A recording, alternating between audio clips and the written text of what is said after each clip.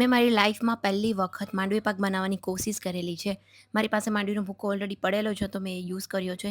સૌથી પહેલાં એને ડ્રાય રોસ્ટ કરીને સાઈડમાં કાઢી લીધો છે. જેટલો માંડવીનો ભૂકો હતો એના કરતાં અડધી મેં ખાંડ લીધી છે.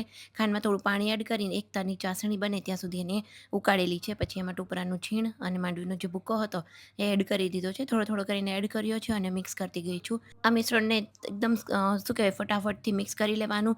અને એક થાળી મેં ઓલરેડી ઘીથી ગ્રીસ કરીને રેડી રાખેલી હતી. એમાં આ બધું મિશ્રણ જે છે એડ કરી દીધું છે. ફટાફટ આપણે એને ટેપ કરીને સેટ કરવાનું છે અને જ્યારે ગરમ ગરમ હોય ત્યારે જેમાં કટ્સ લગાવીને રેડી કરવાનું છે અને એકાદ કલાક જેવું ઠંડુ થશે એટલે આપણા પીસીસ બનીને રેડી છે. તો આજે શનિવાર છે અને માંડવી અને ટોપરાનો જે મિક્સ ટોપરા પાક આવે ને પહેલી વખત મેં બનાવ્યો છે. તો બરોબર મેઝરમેન્ટ હતું કે નહીં, કમેન્ટ કરીને જરૂરથી જણાવજો.